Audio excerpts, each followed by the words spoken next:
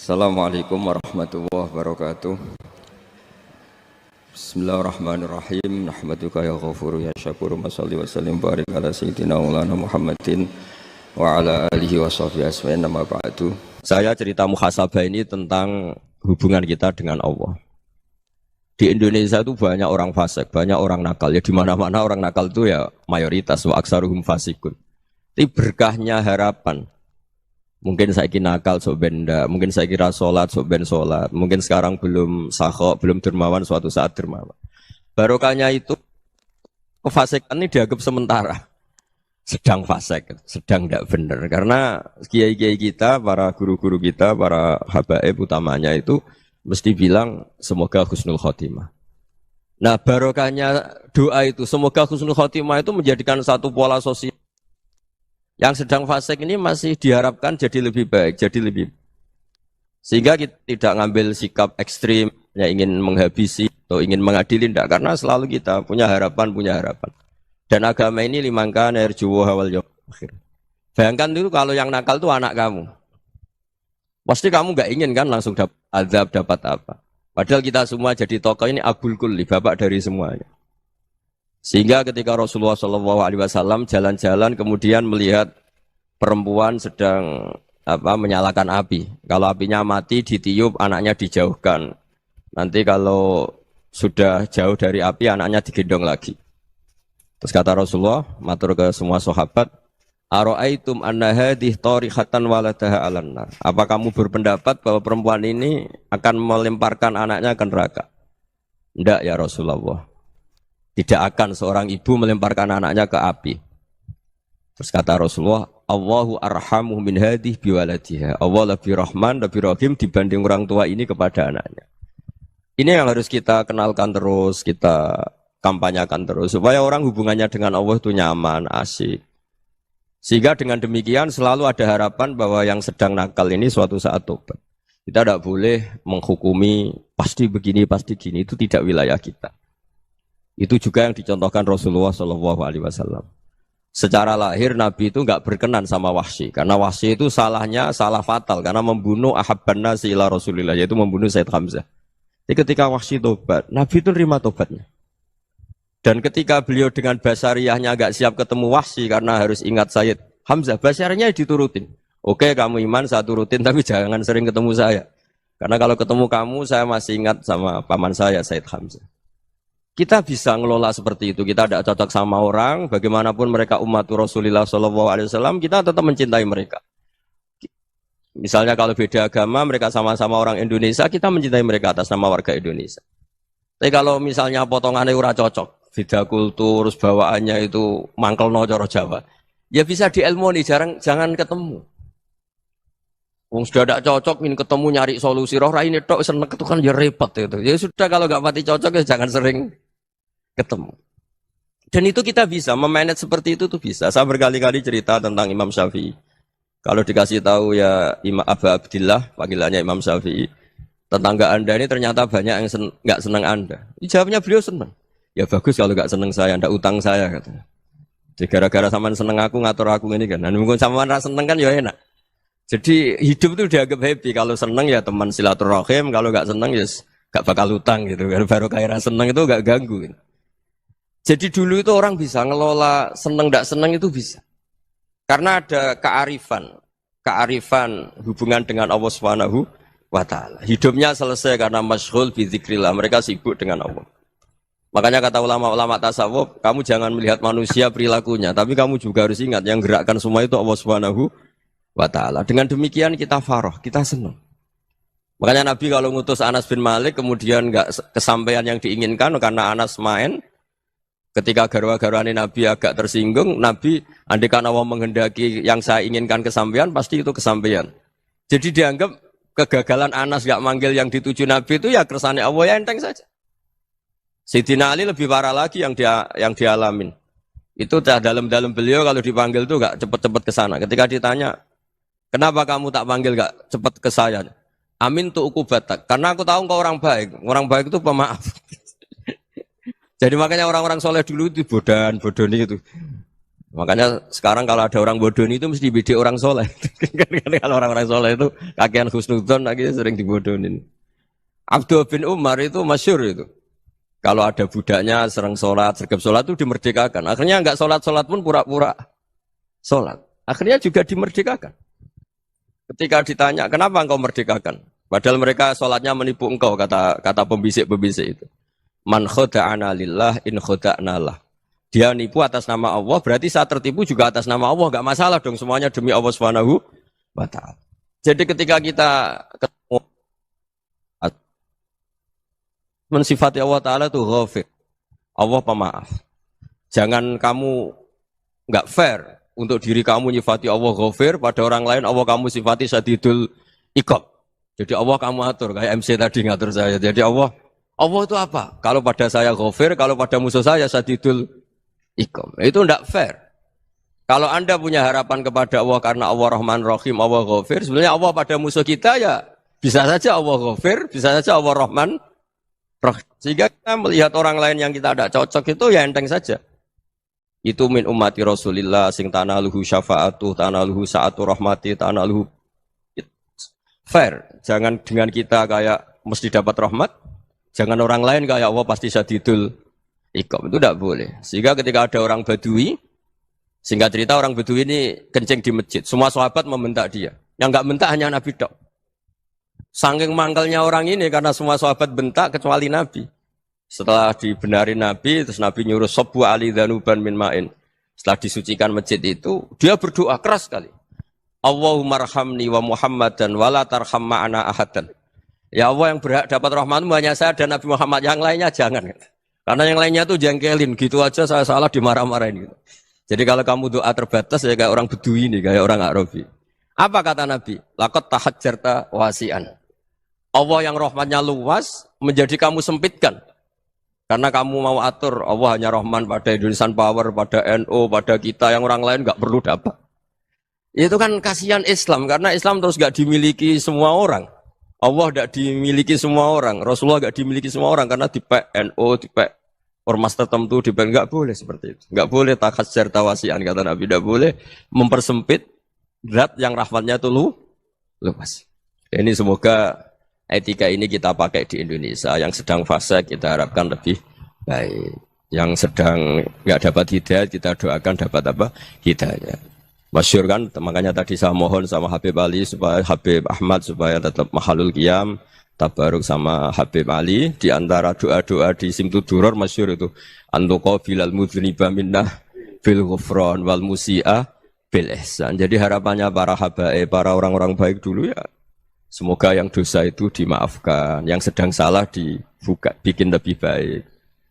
Nabi itu tugasnya juga gitu. Wastaghfir li dzambika walil mu'minina wal mu'minat. Nabi itu tugasnya juga memintakan ampun yang sedang salah. Nah ini cobalah jadi etika kita, muhasabah kita. Jadi muhasabah itu cara berpikir kita set, kita pikir ulang. Ternyata semangatnya seorang nabi itu wastaghfir li dzambika walil mu'minun. Semangatnya itu memintakan ampun. Orang ahli tafsir tahu semua kalau Nabi itu tidak mungkin dosa. Jadi itu khitabun Nabi wa urida bihi ummatu, itu khitab Nabi, tapi yang dimaksud itu umatnya, karena Nabi tidak akan mengalami dzambun, tidak akan mengalami dosa. Sekarang enggak, kadang-kadang kita ini kalau orang lain salah itu semangat. Kalau di perusahaan ada teman salah, apalagi pimpinan salah itu seneng. Barokahnya salah bisa ganti kan gitu. Jadi kalau mungkin di dunia tokoh juga gitu, barokahnya ada tokoh salah, kita yang jadi populer sendiri, tidak boleh seperti itu. Kita harus salimus sodri di jami'il muslimin. Jadi ini harus dilatih. Saya tadi matur sama Habib Ahmad, latihan kita jadi hidup. Nabi itu kalau resep jadi wali itu kata Nabi gampang. Kata Nabi, kalau kamu ingin disenangin Allah, ya sudah. Kalau kamu asbahta, amseta, gini-gini, perasaan kamu, kata Nabi, jangan punya perasaan ghil sama orang muslimin. Itu sudah wadzalika min sunnati.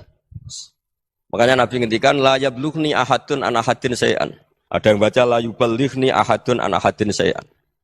Seseorang jangan melaporkan ke saya tentang salahnya yang lain. Fa inni akhruju ilaikum wa ana salimus sadri. Karena saya ingin ketemu sampean semua dalam keadaan salimus sadri, tidak punya perasaan apa-apa. Karena kalau nurutin pembisik, nurutin informasi itu ya repot, karena orang pasti sepihak. Ada kiai yang top, datang ke kampung-kampung ning desa-desa. Kata yang seneng itu punya akhlak. Oh itu bagus orang besar datang ke kampung-kampung. Katanya nggak seneng. Oh itu jobnya kiai kecil kok diambil, itu kan ya kasihan itu kan sudut pandang. Makanya saya sering bilang akal kita ini cukup untuk mentasdik Rasulullah Shallallahu Alaihi Wasallam. Meskipun perasaan kita kadang orang Jawa itu beda. Saya berkali-kali bilang sama peneliti dari Jogja, kenapa sih Gus para nabi itu kok poligami istrinya banyak? Nabi Dawud katanya itu berapa? Nabi Sulaiman malah jumlahnya agak terbatasin. Nabi Muhammad itu paling sedikit. Saya tanya gini, perempuan itu orang lemah, jadi kalau nolong orang satu gimana baik, kalau nolong orang dua ya lebih baik, ya sudah kira-kira seperti itu. Paling tidak akal kita masih tahu, kalau orang baik, itu kan mesti baik. Nolong orang satu baik, nolong orang dua ya lebih baik, nolong orang tiga lebih baik. Tapi kalau kamu orang nggak baik, satu saja kamu terlantarin, kamu miskinkan, kamu... Ya tinggal diukur kan, kalau orang baik, nambah baik. Tapi kalau orang buruk, tambah buruk. Nah itu akal. Akal kita bisa menganalisis kenapa sih nikah itu ada yang poligami, ada yang enggak. Ya sudah, ukur saja diri kamu. Misalnya kayak saya elek keriting, rabi terus. Memperbanyak wong elek. Orang perilaku netok, raine dadi elek kabeh gitu. Tapi nak kowe ku ganteng, alim, ganteng, sugih. Anake ganteng-ganteng, berhubung kowe saleh ahli swarga kabeh. Mertua yo bangga karena karir kamu meyakinkan. Ini mertua kamu aja gak bangga mau nambah. Ipar gak bangga, mertua gak bangga, desa kamu yang kamu wayai juga gak. Beda dengan Nabi ketika nikah Juwairiyah itu gak ada pernikahan sebarokah Nabi dengan Juwairiyah itu Azharu Rasulillah. Di situ habis perang banyak tawanan gara-gara jadi bisanya Nabi langsung dibebaskan semua karena Azharu Rasulillah. Sekarang bisanya Kanjeng Nabi. Dulu Abu Sufyan mangkalnya bukan main sama Nabi. Gara-gara putrinya dinikah terus langsung jadi. Kalau kamu kan enggak, nikah satu, nikah lagi. Satu kampung musuh kamu. Karena istri pertama ya cemburu, yang kedua agak bangga. Wah itu selesai itu. Dunia wal akhirah. Maksud saya, nganalisis Islam itu harus pakai akal.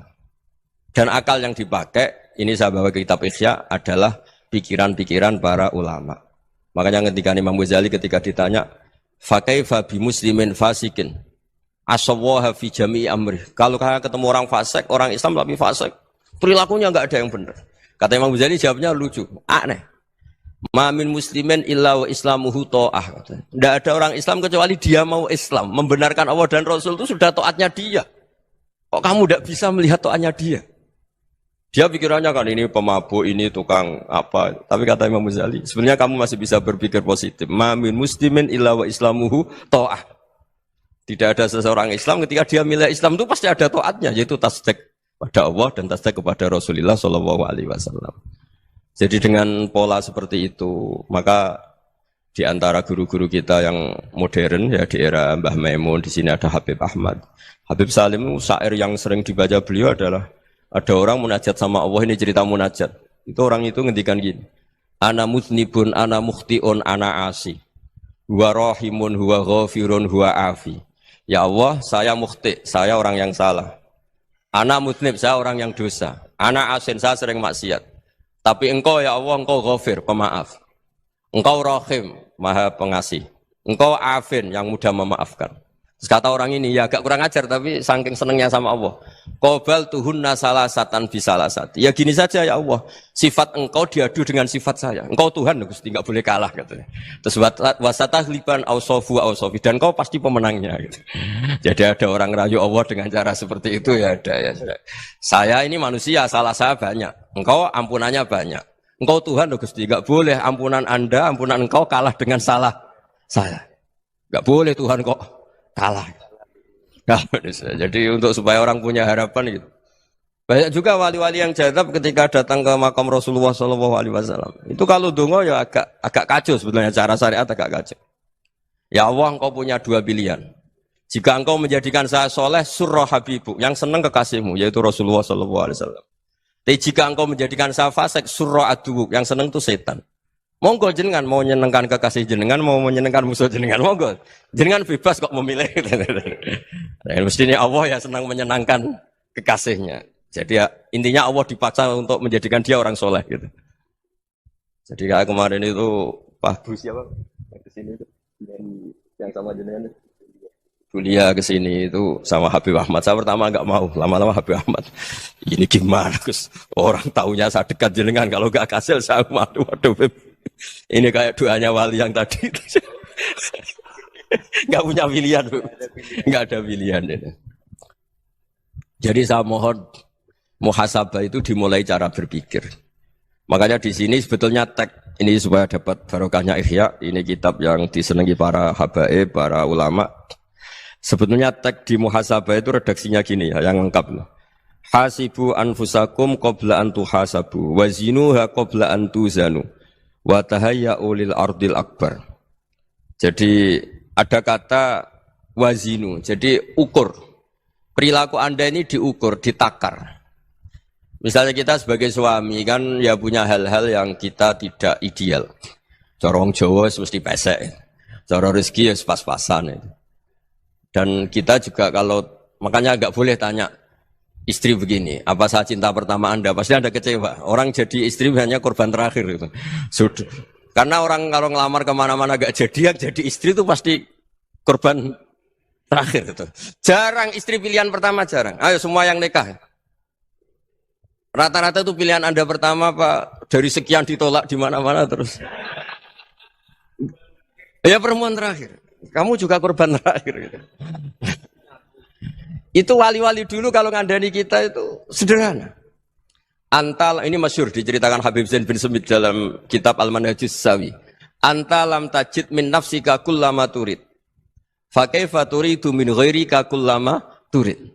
Kamu yang ingin ideal saja, kamu tidak menemukan pada diri kamu untuk menjadi ideal. Kamu kan ingin ganteng, ingin punya uang banyak, ingin perilaku Anda sempurna. Anda saja yang punya keinginan tidak bisa mewujudkan keinginan Anda sendiri. Fa kaifa turidu min ghairika ma turid. Jadi anta lam tajid min nafsika kullama turid. Fa kaifa turidu min ghairika kullama turid. Kamu yang punya keinginan saja. Misalnya saya ingin punya uang banyak, perilaku saya selalu benar, enggak pernah salah. Loh, saya yang ingin saja dengan diri saya enggak bisa untuk benar terus. Kok kamu berharap orang lain selalu benar? Jadi anta lam tajid ya sama. Kalau kamu menuntut istri kamu itu ramah, neriman, apa kamu neriman sama wajah istri Anda gitu? Engko yo pola ning dindi jajaki sana jajaki sini kamu sendiri ndak pernah apa. Jadi itu nasihat yang luar biasa. Anta lam tajid min nafsika kullama turid, fa kaifa turidu min ghairika kullama turid. Kamu mau menghormati semua orang, ndak mau kan? Kemudian Anda berharap semua orang menghormati kamu. Kamu tidak ingin kan orang lain semua menghujat kamu. Sementara kamu enak aja menghujat orang lain. Makanya Rasulullah SAW itu luar biasa ketika bikin kaidah sosial. Apa la yu'minu ahadukum hatta yuhibba li akhihi ma yuhibbu li nafsi. Jadi kalau ukuran iman itu sederhana. Kalau sesuatu itu baik, nyaman bagi Anda, ya bayangkan itu pada teman Anda. Misalnya Anda bangun tidur sudah acak-acakan, nggak punya uang, utang jatuh tempo, kan nggak ingin ketemu orang. Ya kamu jangan bertamu ke jenis ini karena dengan kamu yang alami juga gak siap ketemu orang. Makanya ada Habib Alim itu dilapuri sama seseorang. Beb, dulu teman saya itu ketika saya kaya itu sering main ke saya. Setelah saya miskin, mereka tidak main ke saya. Kata Habib itu bagus, sunnah Allah begitu itu bagus. Coba kalau kamu dulu kaya, teman kamu main kan kamu gaya. Di rumah ada makanan, bisa hormat tamu. Setelah kamu miskin jadi buruh manol di pasar atau buruh bikin boto, teman kamu datang, malu enggak kamu? Mendingan gak datang gitu. Akhirnya baru, oh ya alhamdulillah kalau gitu. Loh ya kan dulu teman kita datang, kita ada Alphard, istri cantik, rumah bagus. Lah kita miskin, buruhnya orang pas dibentak-bentak, teman kamu udah datang. Milih datang kamu enggak kalau setelah kamu jatuh? Enggak kan? Jadi barokahnya ilmu itu terus. Ya, tapi kadang-kadang orang tuh, wah setelah saya miskin teman-teman enggak kasih ke sini. Ya kalau kamu sudah jatuh, teman-teman kamu ke situ jadi tontonan. Ya mulai sekarang cara berpikir itu dirubah. Dulu yang namanya kiai itu kalau diundang orang itu ya agak-agak senang. Semenjak saya itu agak rubah. Mengundang kiai, ngatur kiai itu tak haram-haramkan ya ada lumayan lah sekarang itu sudah mulai agak beretika. Dulu itu ngundang tuh tanggalnya ditentukan, jamnya ditentukan. Enggak mikir apa kiai saat itu nganggur, enggak. Punya wadifah, enggak. Dia milih tanggal yang dia nganggur, enggak mikir masa itu kiainya nganggur apa, enggak. Ya saya hanya cerita aja, kamu tersinggung ya monggo, boten ya monggo itu kan. Jadi saya mohonlah supaya tadi saya juga matur ke Habib Ahmad. Jadi untuk orang merasa ikut sunnah Rasul itu gampang sekali kata Sayyid Muhammad. Dulu Nabi berpakaian ala daerahnya. Kalau mikot ya pakai mikotu baladi. Karena Nabi orang Madinah dan beliau berdomisili di Madinah ya misalnya mikotnya dari Bir Ali misalnya. Tapi kalau Anda orang kawasan Tanim mau umrah ya dari Tanim. Misalnya kawasan Jirona ya dari Jirona. Artinya apa? Kamu ngambil mikot karena Nabi mikot misalnya dari Bir Ali. Bukan berarti kamu harus seperti Nabi di Bir Ali. Kamu orang Mekah misalnya kamu orang Tanim. Orang dia harus dari mikotu apa? Baladi. Sama, makanya di fikih-fikih itu kalau teknik anak, Nabi orang Arab, halawiyatnya kurma ya kurma. Kalau orang Jawa sedegan, semua podo-podo. Ya, podo-podo manis. Jadi ini tabaruk sama Sayyid Muhammad, ini ada murid beliau, Habib Ahmad, saya baca. Supaya orang itu merasa ikut Nabi itu gampang sekali. Ini saya baca di halaman, tadi disaksikan Habib Ahmad, 433 di kitab, apa begini? Manhajus salaf fi fahmin nusus.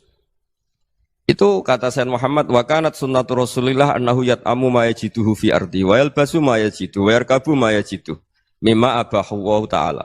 Fa man istamala ma yajiduhu fi ardi fa huwa al-muttabi' lis-sunnah.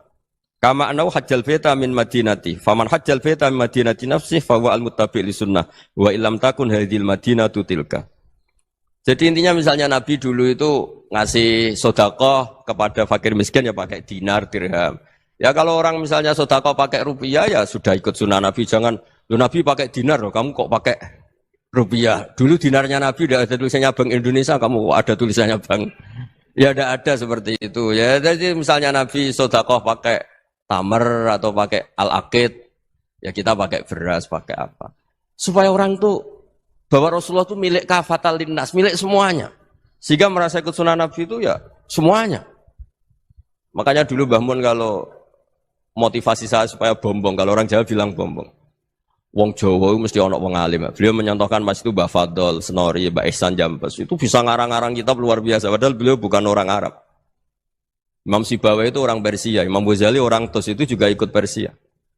Kata Imam Mun, wong sing ora Arab lah mesti untuk jatah alim kata beliau. Karena Nabi itu diutus kafatal linnas. Nanti kalau orang yang alim itu Arab tok, berarti tidak ada perwakilan dari Afrika, dari Asia Tenggara, dari mana-mana. Makanya karena Nabi statusnya itu kafatal linnas. Jadi kita harus bangga sebagai Muslim, sebagai orang Indonesia karena misalnya Wali Kutub dulu terkenalnya hanya ada di Yaman, di mana. Ternyata pernah ada juga di Indonesia dan seperti Habib Abu Bakar Segaf Gresik. Jadi ya artinya kan tetap orang Indonesia meskipun beliau dzurriyyah Rasul kan ya sudah orang apa? Orang Indonesia. Dzurriyyahnya Habib Ali Simtuduror sekarang di Solo. Jadi Indonesia juga dapat alawin banyak dari Sadatinal Alawin juga banyak. Jadi saya mohon barokahnya ngaji seperti ini melihat orang lain tuh gampang. Bayangkan tuh kalau anak kamu. Makanya Nabi nanti kalau nggak percaya lihat di Hikam nomor 15 di kitab saya itu. Di situ dijelaskan oleh Hikam, jangan-jangan semangat Anda pada orang yang maksiat, pada orang yang keliru supaya dihukum itu karena kebetulan itu tidak anak Anda, itu tidak keluarga Anda. Coba kalau itu keluarga. Makanya kalau saya guyonan di Jogja itu ada pembantu mecahkan piring terus dimarahi majikannya. Saya mesti guyon gitu. Pasti itu pembantunya tidak cantik. Kok bisa, Gus? Andai kan cantik dan kamu senang mecahno piring satu, piring 1000 ora iso ngamuk kowe. Ternyata ngamuknya itu karena mecahkan piring apa karena plus tidak cantik? Coba jawab para lelaki ini. Kamu marah sama orang maksiat itu karena maksiat karena plus itu udah anak Anda. Bayangkan kalau itu anak Anda. Itu hebatnya Rasulullah SAW karena kita yang salah pun kadung umatnya. Nabi tetap ngasih fasilitas syafaati li ahlil kabair min ummati. Kayak apa baiknya Nabi? Tidak ikut maksiat tapi ikut fasilitasi ngasih syafaat. Loh kalau li ahlil ibadah kan wajar. Nabi ketika ini syafaati li ahlil kabair min ummati. Ya karena tadi logika yang dibangun Rasulullah itu logika yang luar biasa. Kita semangat orang lain kena hukuman itu karena kita tidak punya ra'fah, tidak punya rahmah. Coba kalau Rasulullah yang bil mukminina raufur rahim, semangatnya itu mendoakan supaya tobat, mendoakan diampuni. Dan itu juga yang diperintahkan oleh Allah Subhanahu wa taala, wastaghfir li dzambika walil mu'minina wal mu'minat. Ya semoga barokahnya ngaji ini, barokahnya Habib Ahmad, barokahnya Maulid Simtud Duror, barokahnya semua kitab Madaih, Tiba Berjanji semuanya, barokahnya Ikhya, barokahnya Said Muhammad, barokahnya guru kita semua, Mbah Maimun, bapak saya. Kita ini ngikuti manhaj, ya, ngikuti apa? Manhaj. Saya sering didhawuhi Mbah Mun, kenapa ihdinas siratal mustaqim bukan siratoka? Bukan jalan engkau ya Allah, karena Allah itu enggak bisa kamu tiru. Allah itu tidak tidur, tidak makan, tidak kesel, tidak capek. Yang bisa ditiru itu siratal ladzina an'amta alaihim. Yang bisa ditiru manusia ya niru manusia. Karena Allah itu tidak bisa ditiru. Makanya ihdinas siratal mustaqim siratal ladzina. Dan niru siapa? Niru guru-guru kita. Termasuk niru cara pandang. Jadi misalnya ada orang awam di rumah itu hanya delok reng, delok tikus liwat, itu kan kayak nganggur. Ora tahajud malah mendelok reng. Melihatnya jangan gitu. Huwa tarokal ma'asiyah. Dia di rumahnya ndak dugem, ndak kemana-mana. Dia berarti malam itu tarkul ma'asi. Tidak nyopet, tidak garong, tidak ke tempat maksiat. Susahnya apa sih husnudzon? Jadi jangan lihat huwa tarkut tahajud, huwa tarokat tahajud, wa taroka qiyamal lail. Oke ya, namanya orang begitu ya tidak tahajud, tidak qiyamul lail. Tapi susahnya apa sih kamu bilang huwa tarokal ma'asiyah, dia juga meninggalkan maksiat, dan tarkul maksiat itu ibadah. Supaya orang tuh gampang lah husnudzan sama orang muslim. Ini orang mukmin, orang yang luar biasa. Di mata Allah itu orang yang luar biasa. Kayak tadi Imam Ghazali, kalau saya ketemu orang muslim kemudian dia tidak pernah baik, gimana? Kata Imam Ghazali, ma min muslimin illa wa islamuhu ta'ah. Tidak ada orang Islam ketika dia mentasdihkan Allah dan Rasulullah, berarti dia juga punya taat. Ya ini latihan saja, sing iso nglakoni Habib Ahmad kula namung cerita mawon. Kula cerita secara akademik, saya punya kitab, saya baca dan alhamdulillah kita paham barokahnya para guru dan supaya terbiasalah. Sebaik-baiknya ibadah husnudzon billah wa husnudzon bil mu'minin. Soal tidak cocok ya diilmoni tadi ya, namanya enggak cocok ya jangan sering ketemu. Seperti Rasulullah SAW, beliau karena sangat mencintai Said Hamzah, ketemu orang yang pernah begitu sama Said Hamzah, ya beliau secara basyariah tidak siap. Tapi beliau secara cara bahasa sekarang, secara profesional, kalau beliau seorang nabi dan harus menerima tobatnya siapapun ya diterima. Saya meskipun dengan A, B gak cocok karena dia begini-begini sama saya, tapi saya ingat dia sholat, dia baca sholawat, dia mencintai Rasulullah. Ya kita hormat. Ya soal gak cocok ya di manage tadi ya. Zuruhiban tasdid huban. Kalau gak pati cocok ya jangan sering ketemu bawaannya enak nanti. Ya semuanya itu diilmoni lah. Makanya ngendikane Ma'ruf Al-Qurhi ada yang baca Al-Kharki, mangqala fil yaumi salasa marrat aw marham ummata Muhammad kutiba minal abdal. Karena semangat mencintai siapapun satu hari sering baca marham ummata Muhammad, wa asli ummata Muhammad, wa tajawaz an ummati Muhammad. Itu mesti kutiba minal abdal. Dia pasti termasuk wali abdal. Maksudnya semangat mencintai. Ya dilatih lah. Misalnya Indonesia Power atau PLN, andai kan tidak ada PLN itu kayak apa? Orang nggak bisa ngaji, tidak bisa aktivitas, ya barokahnya ada PLN, barokahnya jasanya. Kita sadar, tidak semua kebaikan kita ini memenuhi keinginan orang banyak. Orang banyak ingin listrik, ingin saluran apa, dan itu kadang yang mewujudkan orang lain atau kelompok lain. Ya karena itu manfaat ke orang lain ya kita doakan, karena khairun nas anfa'uhum linnas. Sehingga kita terbiasalah ngakui orang lain. Seperti semangatnya Rasulullah SAW, semuanya itu didoakan, semuanya diinginkan kebaikannya. Bahkan Nabi gak putus asa sampai di akhirat. Ketika Nabi lain sudah putus asa karena sudah akhirat, sampai dimintai syafaat semuanya bilang nafsi, nafsi. Karena merasa semuanya enggak punya nyali di depan Allah. Karena ini sudah akhirat, sudah finish. Tapi apa Rasulullah? Analah. Ya udah, saya sanggup mensyafaati kalian. Terus kata Nabi, fa'atiyal arsya. Saya mendatangi aras, fa'akhiru lahu sajidan, saya sujud. Wa ahmaduhu bimahamida allamani harabbi. Kemudian saya tetap muji Allah dengan pujian yang terus menerus. Padahal sudah di akhirat, sudah finish. Nabi dimintai syafaat masih sanggup. Karena Nabi tahu, akhirat tidak bisa mendikte Allah. Tidak bisa Allah terus bilang, ya Allah ini akhirat, engkau sudah tidak boleh mensyafaat. Tidak bisa. Allah tidak bisa diganggu akhirat. Allah tidak boleh dibatalkan rahmannya oleh akhirat. Allah tetap rahman rahim abadal abad. Dan Nabi tahu itu.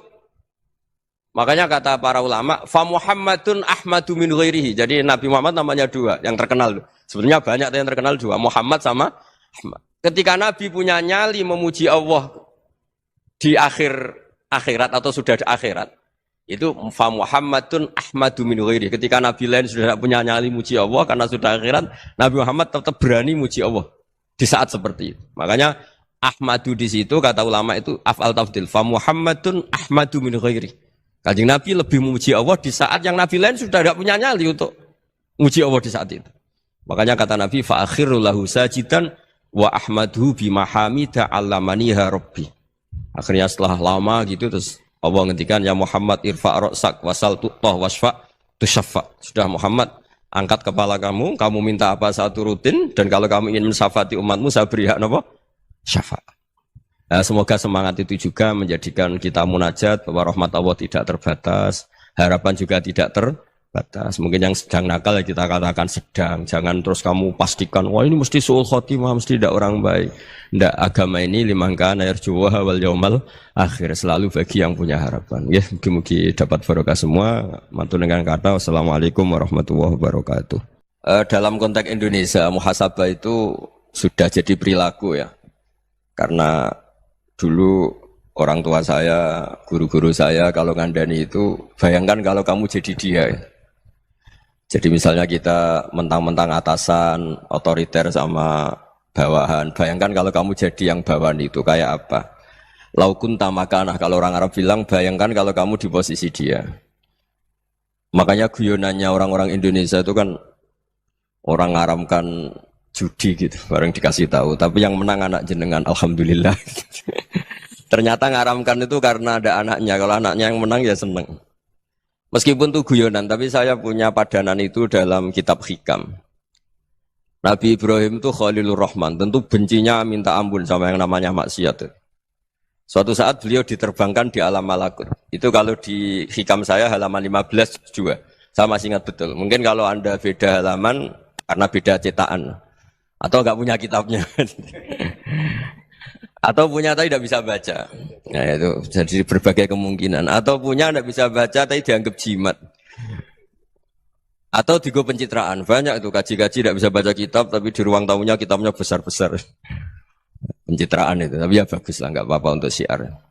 Setelah diterbangkan di alam malakut, diperlihatkan sama Allah. Ada orang pezina, ada orang syaribul khomri, ada orang mabuk, ada orang macam-macam. Allah tanya sama Nabi Ibrahim, bagaimana pendapat kamu Ibrahim tentang mereka yang maksiat? Kata Nabi Ibrahim, ya Allah habisi saja mereka. Mereka hidup di bumi engkau, makan rezeki engkau, kemudian mereka tidak taat sama engkau. Singkat cerita di fase itu, saya ulang lagi di fase itu, Allah nurutin. Sampai sekian peristiwa, mungkin 3 atau 4. Sudah, setelah sekian tahun Nabi Ibrahim lupa peristiwa itu, kemudian beliau diminta menyembelih anaknya. Ini versi kitab hikam. Memang versinya banyak tentang kenapa Nabi Ibrahim disuruh menyembelih anaknya. Ketika mau menyembelih anaknya, Nabi Ibrahim ragu. Huwa samratu fuadi. Anak saya ini buah hati saya, kenapa engkau suruh menyembelih? Terus kata Allah, apa kamu tidak ingat ketika kamu saya angkat di alam malakut, kemudian kamu usul bunuh-bunuh, saya ada mempertimbangkan usul Anda, tapi kenapa sekarang saya merintahkan kamu mikir gitu? Terus, ya karena ini anak saya ya Allah. Terus kata Allah, rumang samu wong sumpuk kon mateni gak gawean kau sing gawe kowe enak wae usul mateni. Jadi sebenarnya saya yang bikin kemudian Anda enak aja usul membunuh. Semenjak itu Nabi Ibrahim itu di eranya itu asfaqun nas, orang paling sayang sama manusia. Karena kadang kita keras itu ya kebetulan tuh udah anak kita, udah keluarga kita. Cara orang Jawa itu kan gitu ya, kalau ada perempuan terus macak yang macam-macam pakai sepeda motor cowok terus wah itu luput suwuk, semoga-moga gini. Tapi setelah dikasih tahu, niku ponakane jenengan, semoga-moga selamat. Jadi jangan-jangan kemarin ahlil ma'asi itu kebetulan tuh udah keluarga kita. Kalau keluarga kita yang pernah salah pada kita, semangat kita mintakan maaf. Jangan-jangan kita didikte hukum sosial gitu. Jadi orang yang salah, kebetulan tuh orang yang menservis kita. Atau keluarga kita, atau orang dekat kita. Jangan-jangan semangat kita mintakan ampun. Tapi kalau sama orang lain, kebetulan musuh kita semangatnya minta itu kena adab. Nah ini yang nggak boleh dalam Islam. Islam mengajarkan, niru Rasulullah SAW, Nabi itu rahmatal lil alamin. Bahkan kemarin saya ngaji virtual sama beberapa habaib, ada Habib Ali Al-Jufri dari Mesir, Ya, ada Habib Alwi dari Kuitang, ada Habib Nabil Al-Musawa. Dari sekian habaib itu saya masih ingat diantaranya yang didawuhkan rahmatan lil alamin itu ketika Nabi adahu kaumuh disakiti oleh kaumnya dan itu mereka masih kafir semua. Itu mereka dapat doanya Nabi Allah mahdi qaumi fa innahum la ya'lamun. Kayak apa baiknya Nabi orang yang menyakiti, yang melukai, tapi Nabi masih berdoa Allah mahdi qaumi fa innahum la ya'lamun. Sayyidina Umar dapat doanya Nabi itu ya khina kana kafiran ketika masih kafir didoakan. Allahumma aizzal Islam bi Umar. Itu ketika masih kafir. Itu pelajaran bagi kita bahwa yang sedang tidak cocok pun itu berdapat doa kita. Ya doa supaya kondisi kita baik, hari tambah baik. Karena agama ini saya berkali-kali bilang limangka nayarjuwa hawal yaumal akhir. Agama ini diperuntukkan bagi yang selalu punya harapan pada Allah Subhanahu wa taala. Saya cerita muhasabah ini tentang hubungan kita dengan Allah. Di Indonesia itu banyak orang fasik, banyak orang nakal. Ya di mana-mana orang nakal itu ya mayoritas wa aksaruhum fasikun. Tapi berkahnya harapan. Mungkin saya kira nakal sok benda, mungkin saya kira sholat sok ben sholat, mungkin sekarang belum sakhok, belum dermawan, suatu saat dermawan. Barokahnya itu kefasikan ini dianggap sementara. Sedang fasik, sedang tidak benar. Karena kiai-kiai kita, para guru-guru kita, para habaib utamanya itu mesti bilang semoga husnul khotimah. Nah barokahnya doa itu semoga husnul khotimah itu menjadikan satu pola sosial. Yang sedang fasik ini masih diharapkan jadi lebih baik, jadi lebih. Sehingga kita tidak ngambil sikap ekstrim, yang ingin menghabisi atau ingin mengadili, tidak. Karena selalu kita punya harapan. Dan agama ini limangka nerjuwo hawal yaumal akhir. Bayangkan itu kalau yang nakal itu anak kamu. Pasti kamu gak ingin kan langsung dapat azab, dapat apa. Padahal kita semua jadi tokoh ini abul kulli, bapak dari semuanya. Sehingga ketika Rasulullah SAW jalan-jalan kemudian melihat perempuan sedang menyalakan api. Kalau apinya mati ditiup, anaknya dijauhkan. Nanti kalau sudah jauh dari api, anaknya digendong lagi. Terus kata Rasulullah, matur ke semua sahabat, Aro'aitum anna hadih tarihatan waladaha alan nar. Apa kamu berpendapat bahwa perempuan ini akan melemparkan anaknya ke neraka? Tidak ya Rasulullah. Tidak akan seorang ibu melemparkan anaknya ke api. Terus kata Rasulullah, Allahu arhamu min hadih biwaladiha. Allah lebih rahman, lebih rahim dibanding orang tua ini kepada anaknya. Ini yang harus kita kenalkan terus, kita kampanyakan terus supaya orang hubungannya dengan Allah itu nyaman, asik. Sehingga dengan demikian selalu ada harapan bahwa yang sedang nakal ini suatu saat tobat. Kita tidak boleh menghukumi pasti begini, pasti gini, itu tidak wilayah kita. Itu juga yang dicontohkan Rasulullah SAW. Secara lahir Nabi itu nggak berkenan sama Wahsy karena Wahsy itu salahnya salah fatal karena membunuh ahabban nasi ila Rasulillah, yaitu membunuh Said Hamzah. Jadi ketika Wahsy tobat, Nabi itu nerima tobatnya. Dan ketika beliau dengan basariyahnya agak siap ketemu Wahsy karena harus ingat Sayyid Hamzah, basariyahnya diturutin. Oke, kamu iman, saya turutin, tapi jangan sering ketemu saya. Karena kalau ketemu kamu, saya masih ingat sama paman saya, Sayyid Hamzah. Kita bisa ngelola seperti itu. Kita tidak cocok sama orang, bagaimanapun mereka umat Rasulullah SAW, kita tetap mencintai mereka. Misalnya kalau beda agama, mereka sama-sama orang Indonesia, kita mencintai mereka atas nama warga Indonesia. Tapi kalau misalnya potongannya ora cocok, beda kultur, bawaannya itu mangkel no coro Jawa, ya bisa diilmoni, jangan ketemu. Wong sudah tidak cocok, ingin ketemu nyari solusi. Roh ini tok seneng itu kan ya repot itu. Ya sudah kalau nggak pati cocok ya jangan sering ketemu. Dan itu kita bisa memanage seperti itu tuh bisa. Saya berkali-kali cerita tentang Imam Syafi'i. Kalau dikasih tahu ya Imam Abu Abdillah, panggilannya Imam Syafi'i, tetangga Anda ini ternyata banyak yang nggak senang Anda. Jawabnya beliau senang. Ya bagus kalau nggak senang saya, ndak utang saya katanya. Jadi gara-gara sampean seneng aku ngatur aku ini kan. Dan mungkin sampean rasa seneng kan ya enak. Jadi hidup itu dianggap happy. Kalau seneng ya teman silaturahim, kalau nggak seneng ya nggak bakal utang gitu. Baru kayak seneng itu nggak ganggu. Gitu. Jadi dulu itu orang bisa ngelola seneng ndak seneng itu bisa. Karena ada kearifan hubungan dengan Allah Subhanahu wa taala. Hidupnya selesai karena masyghul bi dzikrillah. Mereka sibuk dengan Allah. Makanya kata ulama-ulama tasawuf, kamu jangan melihat manusia perilakunya, tapi kamu juga harus ingat yang gerakkan semua itu Allah Subhanahu wa taala. Dengan demikian kita farah, kita senang. Makanya Nabi kalau ngutus Anas bin Malik kemudian nggak kesampaian yang diinginkan karena Anas main, ketika garwa-garwani Nabi agak tersinggung, Nabi andikan Allah menghendaki yang saya inginkan kesampaian, pasti itu kesampaian. Jadi dianggap kegagalan Anas nggak manggil yang dituju Nabi itu ya kersane Allah, ya enteng saja.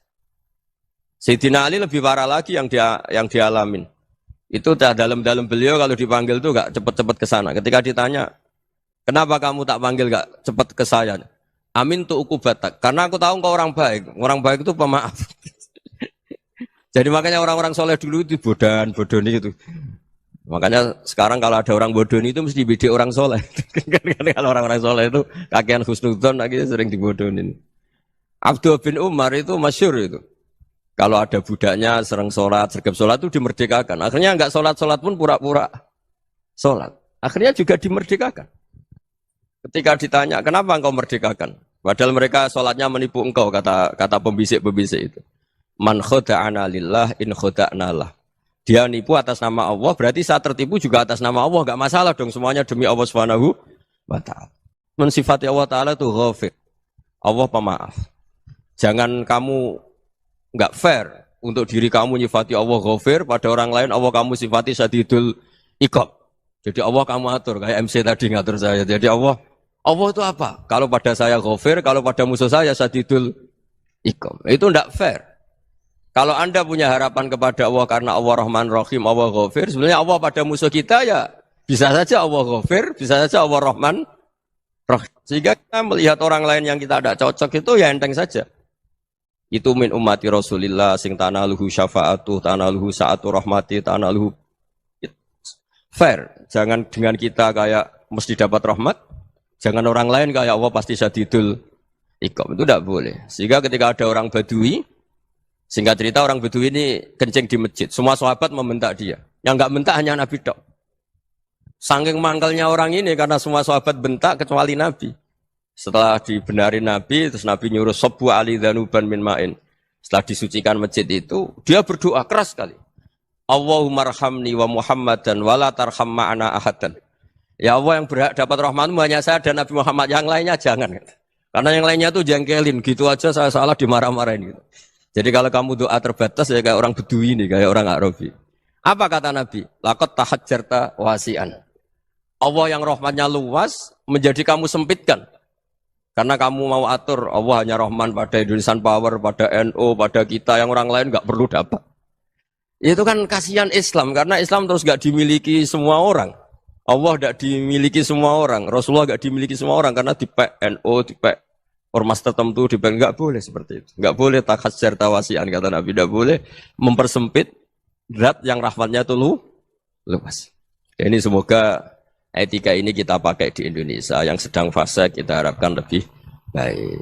Yang sedang nggak dapat hidayah kita doakan dapat apa? Hidayah. Masyhur kan, makanya tadi saya mohon sama Habib Ali supaya Habib Ahmad supaya tetap mahalul qiyam, tabaruk sama Habib Ali. Di antara doa-doa di Simtud Duror masyhur itu antuqa bilal mudhniba minnah bil ghufran wal musi'ah bil ihsan. Jadi harapannya para habaib, para orang-orang baik dulu ya, semoga yang dosa itu dimaafkan, yang sedang salah dibuka, bikin lebih baik. Nabi itu tugasnya juga gitu. Wastaghfir li dzambika walil mu'minina wal mu'minat. Nabi itu tugasnya juga memintakan ampun yang sedang salah. Nah ini cobalah jadi etika kita, muhasabah kita. Jadi muhasabah itu cara berpikir kita set, kita pikir ulang. Ternyata semangatnya seorang nabi itu wastaghfir li dzambika walil mu'minun. Semangatnya itu memintakan ampun. Orang ahli tafsir tahu semua kalau Nabi itu tidak mungkin dosa. Jadi itu khitabun Nabi wa urida bihi ummatu, itu khitab Nabi, tapi yang dimaksud itu umatnya, karena Nabi tidak akan mengalami dzambun, tidak akan mengalami dosa. Sekarang enggak, kadang-kadang kita ini kalau orang lain salah itu semangat. Kalau di perusahaan ada teman salah, apalagi pimpinan salah itu seneng. Barokahnya salah bisa ganti kan gitu. Jadi kalau mungkin di dunia tokoh juga gitu, barokahnya ada tokoh salah, kita yang jadi populer sendiri, tidak boleh seperti itu. Kita harus salimus sodri di jami'il muslimin. Jadi ini harus dilatih. Saya tadi matur sama Habib Ahmad, latihan kita jadi hidup. Nabi itu kalau resep jadi wali itu kata Nabi gampang. Kata Nabi, kalau kamu ingin disenangin Allah, ya sudah. Kalau kamu asbahta, amseta, gini-gini, perasaan kamu, kata Nabi, jangan punya perasaan ghil sama orang muslimin. Itu sudah wadzalika min sunnati. Makanya Nabi ngendikan la yablughni ahadun an ahadin syai'an. Ada yang baca la yuballighni ahadun an ahadin syai'an. Seseorang jangan melaporkan ke saya tentang salahnya yang lain. Fa inni akhruju ilaikum wa ana salimus sadri. Karena saya ingin ketemu sampean semua dalam keadaan salimus sadri, tidak punya perasaan apa-apa. Karena kalau nurutin membisik, nurutin informasi itu ya repot. Karena orang pasti sepihak.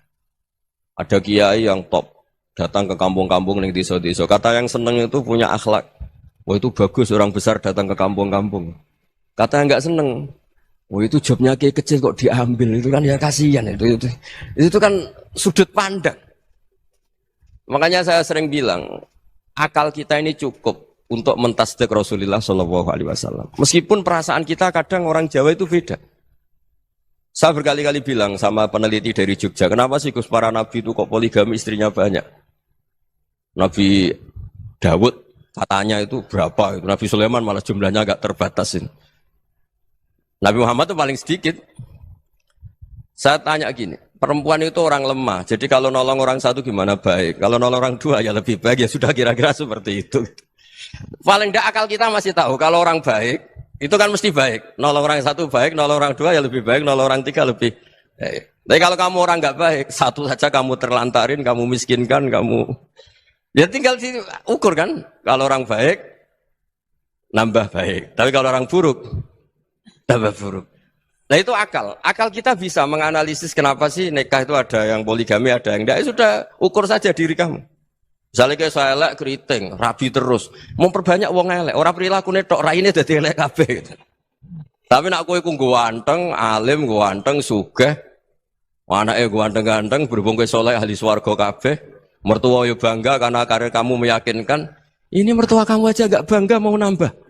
Ipar enggak bangga, mertua enggak bangga, desa kamu yang kamu wayai juga enggak. Beda dengan Nabi ketika nikah Juwairiyah itu enggak ada pernikahan sebarokah Nabi dengan Juwairiyah itu Asharu Rasulillah. Di situ habis perang banyak tawanan gara-gara jadi besanya Nabi langsung dibebaskan semua karena Asharu Rasulillah. Sekarang besanya Kanjeng Nabi. Dulu Abu Sufyan mangkalnya bukan main sama Nabi.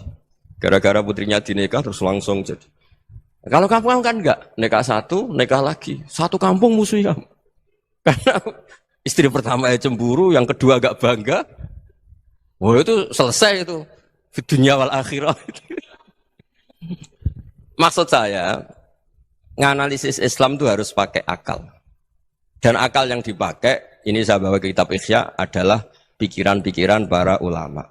Makanya ketika Imam Ghazali ketika ditanya, fakaifa bi muslimin fasikin asawwaha fi jami'i amri. Kalau kalian ketemu orang fasik, orang Islam tapi fasik, perilakunya enggak ada yang benar. Kata Imam Ghazali jawabnya lucu, aneh. Ma min muslimin illa wa islamuhu ta'ah. Tidak ada orang Islam kecuali dia mau Islam, membenarkan Allah dan Rasul itu sudah taatnya dia. Kok kamu tidak bisa melihat taatnya dia? Dia pikirannya kan ini pemabuk, ini tukang apa. Tapi kata Imam Ghazali, sebenarnya kamu masih bisa berpikir positif. Ma min muslimin illa wa islamuhu ta'ah. Tidak ada seseorang Islam ketika dia milih Islam itu pasti ada taatnya, yaitu tasdik pada Allah dan tasdik kepada Rasulullah Shallallahu Alaihi Wasallam. Jadi dengan pola seperti itu, maka di antara guru-guru kita yang modern ya di era Mbah Maimun, di sini ada Habib Ahmad. Habib Salim syair yang sering dibaca beliau adalah ada orang munajat sama Allah, ini cerita munajat. Itu orang itu ngendikan gini. Ana mutnibun, ana mukhtiun, ana asi. Huwa rahimun, huwa ghafirun, huwa afi. Ya Allah, saya mukhti, saya orang yang salah. Ana mutnib, saya orang yang dosa. Ana asin, saya sering maksiat. Tapi engkau ya Allah, engkau ghafir, pemaaf. Engkau rahim, maha pengasih. Engkau afin, yang mudah memaafkan. Kata orang ini, ya agak kurang ajar, tapi saking senengnya sama Allah. Qobal tuhunna salasatan bisalasat. Ya gini saja ya Allah, sifat engkau diadu dengan sifat saya. Engkau Tuhan, Gusti, enggak boleh kalah katanya. Terus wasatahliban ausofu ausofi, dan engkau pasti pemenangnya gitu. Jadi ada orang rayu Allah dengan cara seperti itu ya ada ya. Saya ini manusia, salah saya banyak. Engkau ampunannya banyak. Engkau Tuhan, Gusti, enggak boleh ampunan Anda, ampunan engkau kalah dengan salah saya. Enggak boleh Tuhan kok kalah. Jadi untuk supaya orang punya harapan gitu. Banyak juga wali-wali yang jadab ketika datang ke makam Rasulullah SAW. Itu kalau dongo ya agak kacau sebetulnya, cara syariat agak kacau. Ya Allah, engkau punya dua pilihan. Jika engkau menjadikan saya soleh, surah habibu, yang senang kekasihmu, yaitu Rasulullah SAW. Tapi jika engkau menjadikan saya fasik, surah adubu, yang senang itu setan. Monggo jenengan mau menyenangkan kekasih jenengan, mau menyenangkan musuh jenengan, monggo. Jenengan bebas kok memilih. Nah, mestinya Allah ya senang menyenangkan kekasihnya. Jadi ya, intinya Allah dipaksa untuk menjadikan dia orang soleh gitu. Jadi kayak kemarin itu Pak Bu siapa? Yang kesini itu yang sama jenengan.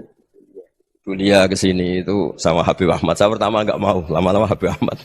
Ini gimana, Gus? Orang taunya saya dekat jenengan, kalau enggak kasih saya waduh. Ini kayak doanya wali yang tadi. Enggak punya pilihan, enggak ada pilihan ini. Jadi saya mohon muhasabah itu dimulai cara berpikir. Makanya di sini sebetulnya tag ini supaya dapat barokahnya Ihya. Ini kitab yang disenangi para habaib, para ulama. Sebetulnya teks di muhasabah itu redaksinya gini ya, yang lengkap loh. Hasibu anfusakum qabla an tuhasabu wa zinuha qabla an tuzanu wa tahayya'u lil ardil akbar. Jadi ada kata wazinu, jadi ukur. Perilaku Anda ini diukur, ditakar. Misalnya kita sebagai suami kan ya punya hal-hal yang kita tidak ideal. Cara wong Jawa mesti pesek. Cara rezeki ya pas-pasan itu.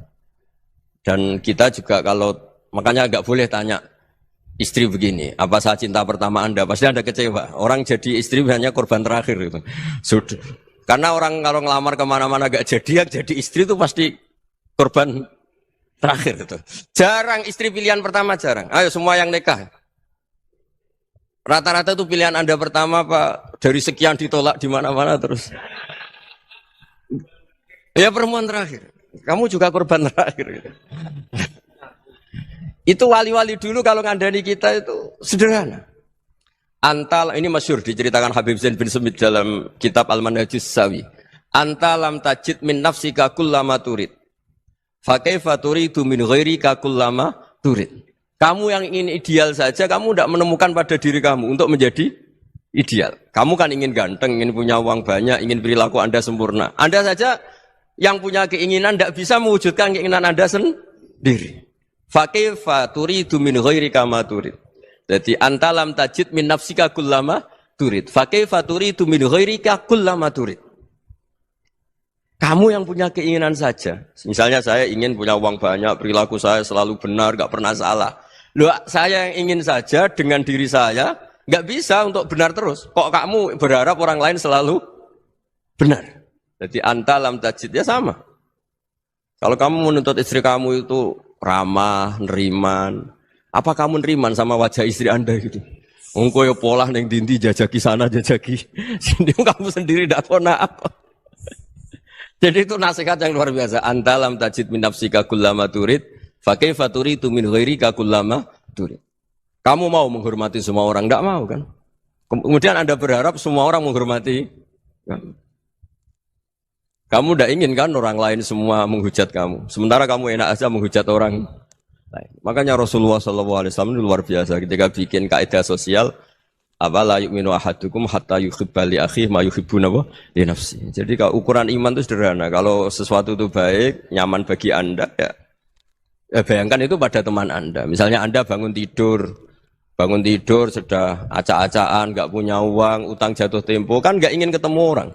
Ya kamu jangan bertamu ke jenis ini karena dengan kamu yang alami juga gak siap ketemu orang. Makanya ada Habib Alim itu dilapuri sama seseorang. Beb, dulu teman saya itu ketika saya kaya itu sering main ke saya. Setelah saya miskin, mereka tidak main ke saya. Kata Habib itu bagus, sunnah Allah begitu itu bagus. Coba kalau kamu dulu kaya, teman kamu main kan kamu gaya. Di rumah ada makanan, bisa hormat tamu. Setelah kamu miskin jadi buruh manol di pasar atau buruh bikin boto, teman kamu datang, malu enggak kamu? Mendingan gak datang gitu. Akhirnya baru, oh ya alhamdulillah kalau gitu. Loh ya kan dulu teman kita datang, kita ada Alphard, istri cantik, rumah bagus. Lah kita miskin, buruhnya orang pas dibentak-bentak, teman kamu udah datang. Milih datang kamu enggak kalau setelah kamu jatuh? Enggak kan? Jadi barokahnya ilmu itu terus. Ya, tapi kadang-kadang orang wah setelah saya miskin teman-teman enggak kasih ke sini. Ya kalau kamu sudah jatuh, teman-teman kamu situ jadi tontonan. Ya mulai sekarang cara berpikir itu dirubah. Dulu yang namanya kiai itu kalau diundang orang itu ya agak-agak senang. Semenjak saya itu agak rubah. Ngundang kiai, ngatur kiai itu tak haram-haramkan ya ada lumayan lah sekarang itu sudah mulai agak beretika. Dulu itu ngundang tuh tanggalnya ditentukan, jamnya ditentukan, enggak mikir apa kiai saat itu nganggur enggak. Punya wadifah enggak. Dia milih tanggal yang dia nganggur, enggak mikir pas itu kiainya nganggur apa. Enggak. Ya saya hanya cerita aja, kamu tersinggung ya monggo, boten nggih monggo itu kan. Jadi saya mohonlah supaya tadi saya juga matur ke Habib Ahmad. Jadi untuk orang merasa ikut sunnah Rasul itu gampang sekali kata Sayyid Muhammad. Dulu Nabi berpakaian ala daerahnya. Kalau mikot ya pakai mikotu baladi. Karena Nabi orang Madinah dan beliau berdomisili di Madinah ya misalnya mikotnya dari Bir Ali misalnya. Tapi kalau Anda orang kawasan Tanim mau umrah ya dari Tanim. Misalnya kawasan Jirona ya dari Jirona. Artinya apa? Kamu ngambil mikot karena Nabi mikot misalnya dari Bir Ali. Bukan berarti kamu harus seperti Nabi di Bir Ali, kamu orang Mekah, misalnya kamu orang Tanim, orang dia harus dari mikotu apa? Baladi. Sama, makanya di fikih-fikih itu kalau tahnik anak, Nabi orang Arab, halawiyatnya kurma ya kurma. Kalau orang Jawa sedegan, semua podo-podo. Ya, podo-podo manis. Jadi ini tabaruk sama Sayyid Muhammad, ini ada murid beliau, Habib Ahmad, saya baca. Supaya orang itu merasa ikut Nabi itu gampang sekali. Ini saya baca ya di halaman tadi, disaksikan Habib Ahmad 433 di kitab apa begini Manhajus Salaf fi Fahmin Nusus. Itu kata Sayyid Muhammad wa kanat sunnatu Rasulillah annahu yat'amu ma yajiduhu fi ardi wa yalbasu ma yajidu wa yarkabu ma yajidu mimma abahu wa ta'ala. Faman istamala ma yajiduhu fi ardi fa huwa al-muttabi' lis sunnah. Kama annahu hajjal baita min madinati. Faman hajjal baita min madinati nafsi fa huwa al-muttabi' lis sunnah wa illam takun hadhil madinatu tilka. Jadi intinya misalnya Nabi dulu itu ngasih sodakoh kepada fakir miskin ya pakai dinar, dirham. Ya kalau orang misalnya sodakoh pakai rupiah ya sudah ikut sunnah Nabi. Jangan, Nabi pakai dinar loh, kamu kok pakai rupiah. Dulu dinarnya Nabi udah ada tulisannya Bank Indonesia, kamu ada tulisannya Bank. Ya tidak ada seperti itu. Ya jadi misalnya Nabi sodakoh pakai tamar atau pakai al-aqid, ya kita pakai beras, pakai apa. Supaya orang tuh bahwa Rasulullah itu milik kafatal linnas, milik semuanya. Sehingga merasa ikut sunnah Nabi itu ya semuanya. Makanya dulu Mbah Mun kalau motivasi saya supaya bombong, kalau orang Jawa bilang bombong. Wong Jawa itu mesti ono wong alim. Beliau menyontohkan mas itu Mbah Fadol, Senori, Mbah Ihsan Jambes. Itu bisa ngarang-ngarang kitab luar biasa. Padahal beliau bukan orang Arab. Imam Sibawai itu orang Persia. Imam Ghazali orang Tus itu juga ikut Persia. Kata Imam Mun, wong sing ora Arab lah mesti untuk jatah alim kata beliau. Karena Nabi itu diutus kafatal linnas. Nah ini kalau orang yang alim itu Arab tok berarti tidak ada perwakilan dari Afrika, dari Asia Tenggara, dari mana-mana. Makanya karena Nabi statusnya itu kafatal linnas. Jadi kita harus bangga sebagai Muslim, sebagai orang Indonesia karena misalnya Wali Kutub dulu terkenalnya hanya ada di Yaman, di mana. Ternyata pernah ada juga di Indonesia dan seperti Habib Abu Bakar Segaf Gresik. Jadi ya artinya kan tetap orang Indonesia meskipun beliau zuriyah Rasul kan ya sudah orang apa? Orang Indonesia. Zuriyahnya Habib Ali Simtuduror sekarang di Solo. Jadi Indonesia juga dapat alawin banyak dari Sadatin al-Alawin juga banyak. Jadi saya mohon barokahnya ngaji seperti ini melihat orang lain tuh gampang. Bayangkan tuh kalau anak kamu. Makanya Nabi nanti kalau nggak percaya lihat di Hikam nomor 15 di kitab saya itu. Di situ dijelaskan oleh Hikam, jangan-jangan semangat Anda pada orang yang maksiat, pada orang yang keliru supaya dihukum itu karena kebetulan itu udah anak Anda, itu udah keluarga Anda. Coba kalau itu keluarga. Makanya kalau saya guyonan di Jogja itu ada pembantu mecahkan piring terus dimarahi majikannya. Saya mesti guyon gitu. Pasti itu pembantunya tidak cantik. Kok bisa, Gus? Andai kan cantik dan kamu senang mecahno piring satu, piring 1000 ora iso ngamuk kowe. Ternyata ngamuknya itu karena mecahkan piring apa karena plus tidak cantik? Coba jawab para lelaki ini. Kamu marah sama orang maksiat tuh karena maksiat karena plus itu udah anak Anda. Bayangkan kalau itu anak Anda. Itu hebatnya Rasulullah SAW. Karena kita yang salah pun kadung umatnya, Nabi tetap ngasih fasilitas syafaati li ahlil kabair min ummati. Kayak apa baiknya Nabi? Tidak ikut maksiat tapi ikut fasilitasi ngasih syafaat. Loh kalau li ahli ibadah kan wajar. Nabi ketika ini syafaat li ahli kafir. Ya karena tadi logika yang dibangun Rasulullah itu logika yang luar biasa. Kita semangat orang lain kena hukuman itu karena kita tidak punya ra'fah, tidak punya rahmah. Coba kalau Rasulullah yang bil mukminina raufur rahim, semangatnya itu mendoakan supaya tobat, mendoakan diampuni.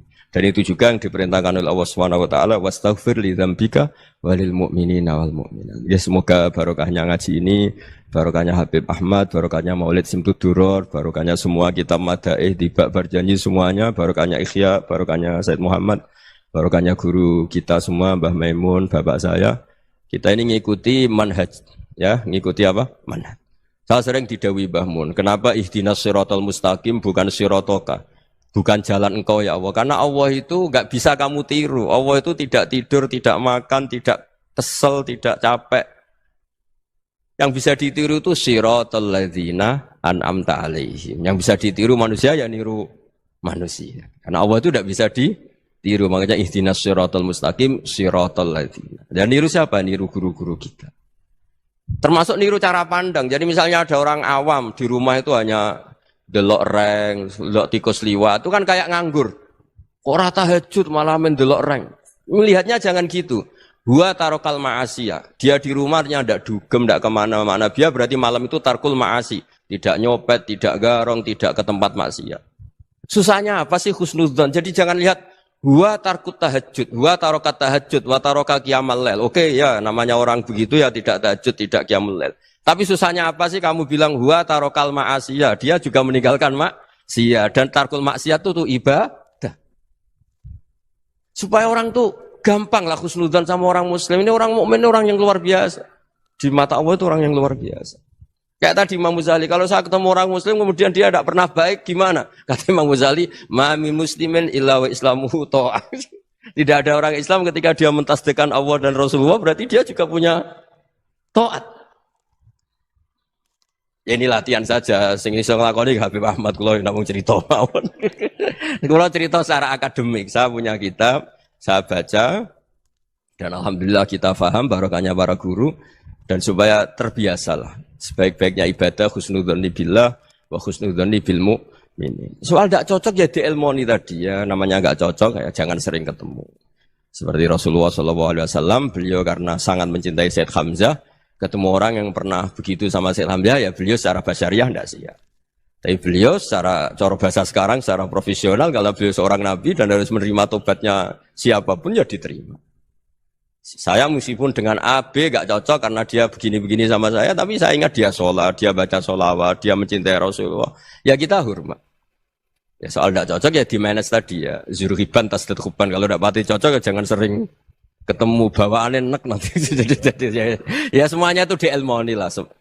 Makanya ngendikane Ma'ruf Al-Qurhi ada yang baca Al-Kharki, mangqala fil yaumi salasa marrat aw marham umat Muhammad kutiba minal abdal. Karena semangat mencintai siapapun satu hari sering baca marham umat Muhammad, wa ma asli umat Muhammad, wa ma tajawaz an umati Muhammad. Itu mesti kutiba minal abdal. Dia pasti termasuk wali abdal. Maksudnya semangat mencintai.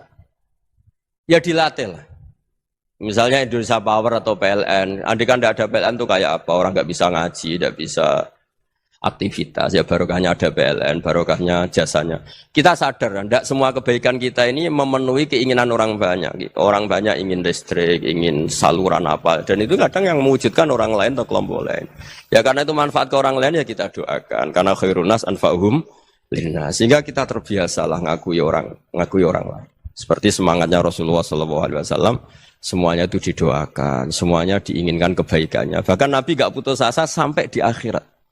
Ketika Nabi lain sudah putus asa karena sudah akhirat, sampai dimintai syafaat semuanya bilang nafsi, nafsi. Karena merasa semuanya gak punya nyali di depan Allah. Karena ini sudah akhirat, sudah finish. Tapi apa Rasulullah? Analah. Ya udah, saya sanggup mensyafaati kalian. Terus kata Nabi, fa'atiyal arsya. Saya mendatangi aras, fa'akhiru lahu sajidan, saya sujud. Wa ahmaduhu bima hamida 'allamani rabbi. Kemudian saya tetap muji Allah dengan pujian yang terus menerus. Padahal sudah di akhirat sudah finish. Nabi dimintai syafaat masih sanggup karena Nabi tahu akhirat tidak bisa mendikte Allah, tidak bisa Allah terus bilang, "Ya Allah ini akhirat loh, engkau sudah tidak boleh mensyafaat." Tidak bisa. Allah tidak bisa diganggu akhirat, Allah tidak boleh dibatalkan rahmannya oleh akhirat. Allah tetap Rahman Rahim abadal abad. Dan Nabi tahu itu.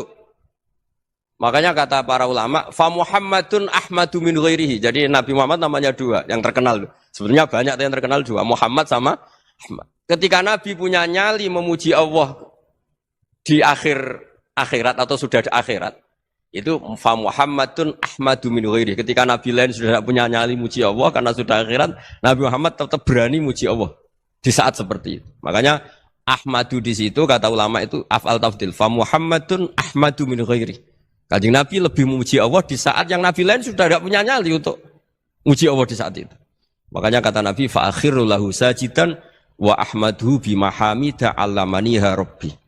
Akhirnya setelah lama gitu terus Allah ngendikan ya Muhammad irfa' ra'sak wasal tu'tah wasfa' tusyaffa. Sudah Muhammad angkat kepala kamu minta apa saat turutin dan kalau kamu ingin mensafati umatmu saya beri hak napa?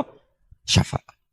Nah, semoga semangat itu juga menjadikan kita munajat bahwa rahmat Allah tidak terbatas, harapan juga tidak terbatas. Mungkin yang sedang nakal ya kita katakan sedang. Jangan terus kamu pastikan, wah ini mesti su'ul khotimah, mesti tidak orang baik.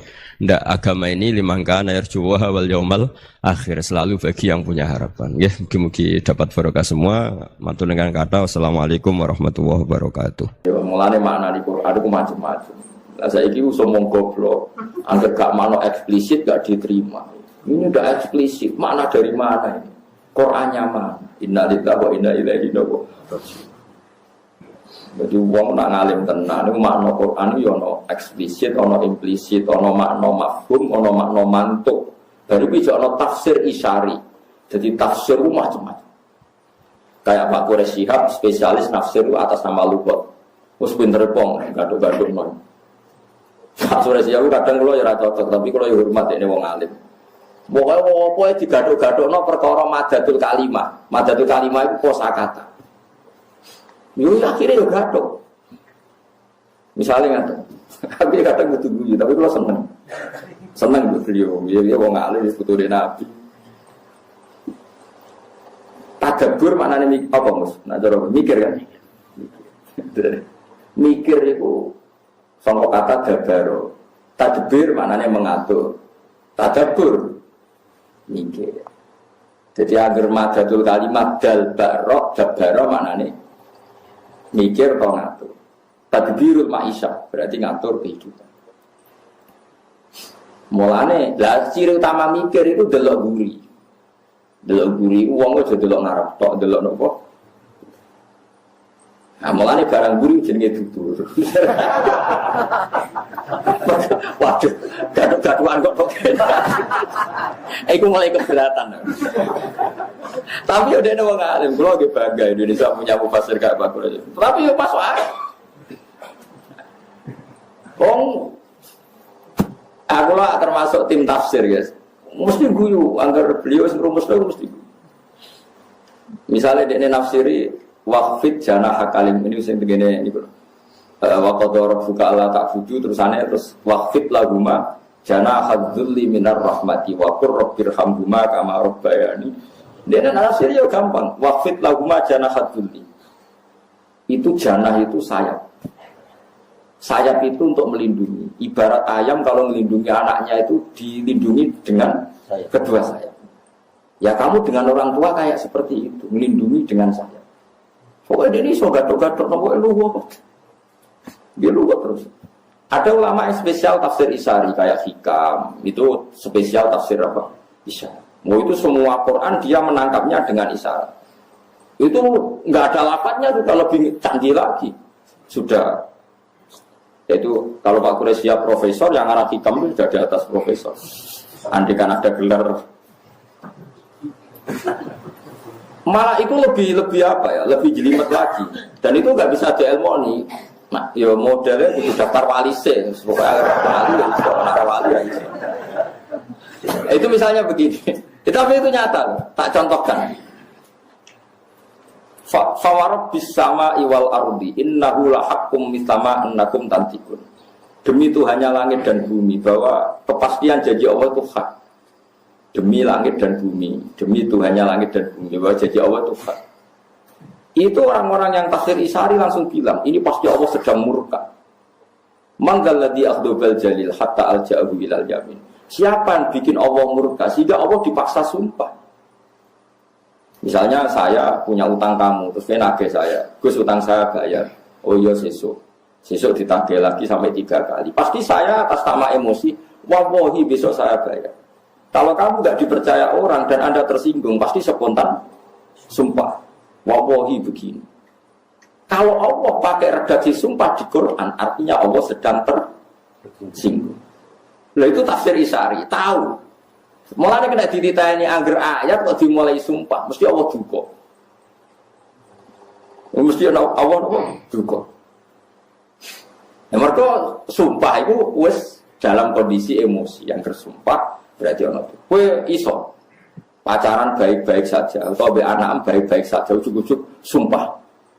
Tapi nak bapak anak njaluk duit, Pak, njaluk duit sesuk. Tenane, Pak. Iya sesuk. Tenane biasanya ki jenengan bodoni. Wah, wis mulai sumpah. Nah, itu tafsir Isari, lebih jelimet lagi. Dan itu orang-orang Isari tahu ada sekian kalimat yang enggak ada kaitannya dengan makna, tapi orang Isari tahu. Makanya orang-orang Isari tahu kapan kiamat. Mereka tahu kapan kiamat, kapan terjadi goro-goro, kapan akan terjadi niro. Ya persis. Kalau nu dibuyut, ini tersebut balik mancini bambu. Ini aku sakit ngitung falak, kapan daun itu jatuh. Gitu. Mengenai kalau ngalim yang pantas ya, buyut kulo ke soal ngalim. Buyut itu kan raisong. Jadi uyona ilmu nih.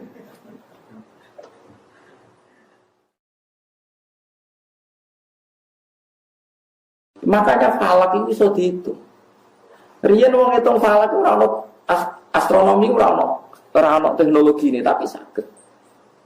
Bahwa bumi itu begini, pola matahari begini, maka ini musim kemarau, ini upaya gerhana, lama gerhana sekian. Di sisi ini itu bisa karena itu tadi, mereka dengan isarinya itu bisa menangkap alam. Ya gue saya kira iso. Saya kira uang tafsir tekstual itu gegeri rakaruan. Nah, nerjemah Quran itu kangelan saya. Ono wong mubalek mau nganggo terjemah iku semlentene ra karuan zaman akhir. Ya Allah, ya Allah. Riyen mboten wong alim sampai roh tafsir Isari.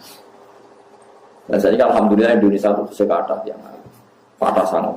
Mulai sing punya gelar sampai yang enggak punya gelar itu banyak sekali. Dia paham gitu terus tafsir Isari. Ada tafsir yang berdasar wakaf. Nah, itu kalau ada kitab kata dan saya termasuk mufassir yang setuju dengan teori tafsir itu pakai kotak-kotak itu wakaf. Wah itu kalau yang fanatik bisa solusi betul. Misalnya nggak tadi kalau tonton nomor, sesuai nama niati ngaji man. Biye di antara keunggulan Quran balago itu nilai sastranya nopo tinggi. Misalnya kalau contoh nonton Yasin, misalnya sing gampang Yasin. Fala yahzunka qauluhum inna na'lamu ma yusiruna ma yulinu. Nah di mana nih kan? Fala yahzunka mongko aja nyusano ka ing sira Muhammad apa qauluhum pengucapane kufar. Muhammad kamu jangan dibuat risau oleh komentarnya orang kafir. Itu menurut orang-orang alim itu harusnya wakaf. Karena setelah itu tidak pengucapannya wong kafir, tidak perkataan orang kafir. Inna saat tamda insun Allah na'lamu ma yusiruna wa ma yulinu. Jika kalau antar orang alim niteni wong alim ora iku wakaf ta ora? Fala yazunka qauluhum inna na'lamu. Kalau kamu wasolkan kesane inna na'lamu pengucapane wong kafir. Padahal inna na'lamu itu wis ngendikane Allah. Ada lagi misalnya tentang Zulaikha. Yang sampean dengar tentang Zulaikha gimana? Dia sangat menginginkan Yusuf mau berhubungan intim. Sepakat ya? Zulaikha-nya loh ya. Yusuf agak ingin, tapi karena bawaan manusia, tapi tidak sampai terlintas zina.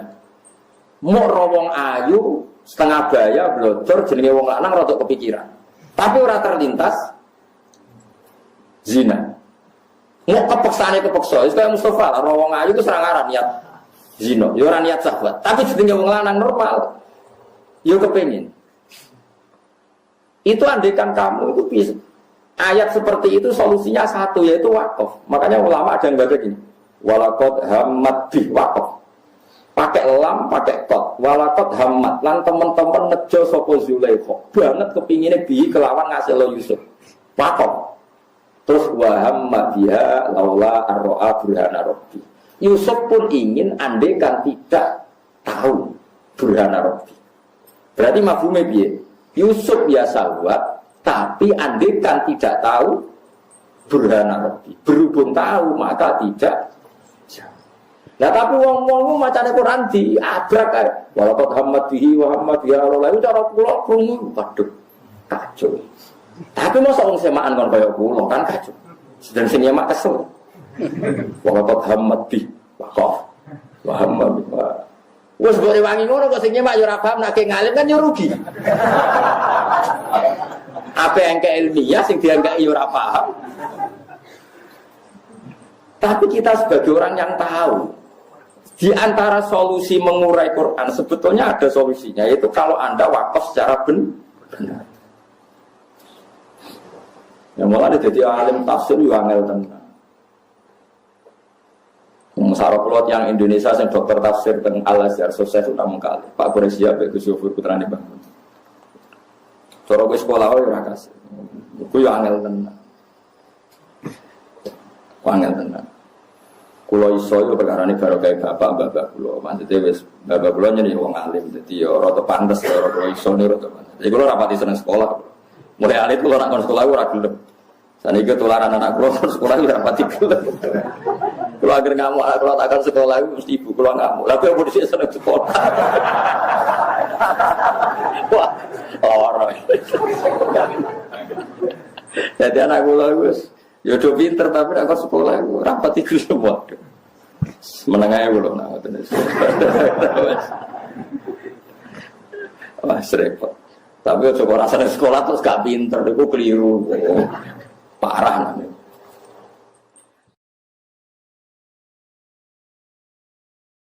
Jadi pahami Quran itu saja nih diantara solusinya itu wakaf.